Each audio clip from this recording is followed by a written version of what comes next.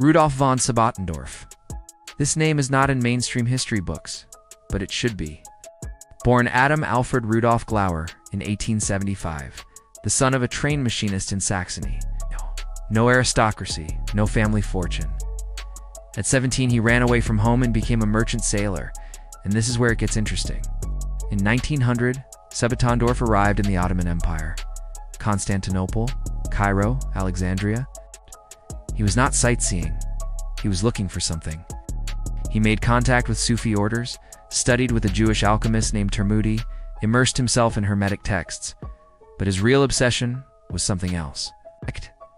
The connection between ancient Turkish mysteries and Germanic runes. He believed he had found evidence that the ancient Turks were not Semites. They were Aryans, a Nordic race that had migrated to Asia. In 1910, Sabotendorf was legally adopted by an Austrian aristocrat. Suddenly, the train machinist's son had a noble title. Munich, 1918. The First World War had just ended. Germany was shattered. Communist revolution was boiling in Bavaria.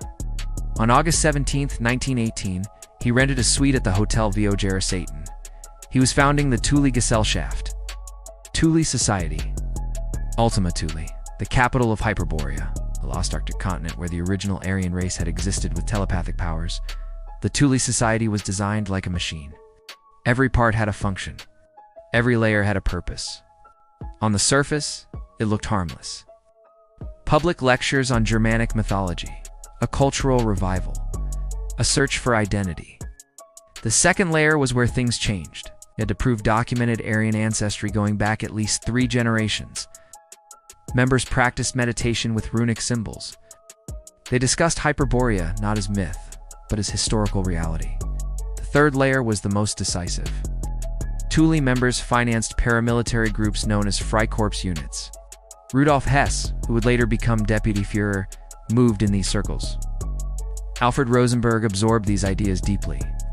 Dietrich Eckart acted as both spiritual interpreter and political connector. Thule created a network before it created a movement.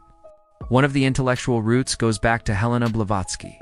She proposed the idea of root races and cycles of time. In Thuleist cosmology, Hyperborea was homeland. Its inhabitants mastered a force called Vril, a subtle cosmic energy. This concept drew inspiration from the 1871 novel The Coming Race. For most, it was fiction. For Thule, it was coded revelation. According to their narrative, Hyperborea was destroyed by a cosmic catastrophe. Destruction was seen as a cosmic cycle. This is where myth becomes ideology. If degeneration is the problem, purification becomes the solution. Blood was seen as a carrier of ancestral memory. To mix blood was not just to mix culture, it was to dilute cosmic frequency. Post-war Germany was humiliated. Thule offered a reinterpretation. You are not weak. You are asleep. Your task is awakening. Adolf Hitler attended a meeting in September 1919. He was officially there as an observer for the army. Dietrich Eckart saw deeper potential. He did not see a philosopher, saw a conduit for mythic framework. Symbolism became central. The swastika, repurposed into a racial mystical insignia, mass rallies intensified the spectacle. Heinrich Himmler expanded these dimensions within the SS. Wewelsburg Castle became its spiritual center. An occult society did not invent Nazism alone, but it provided a unifying worldview with metaphysical depth. Healthy spirituality expands compassion. Sick spirituality builds hierarchies.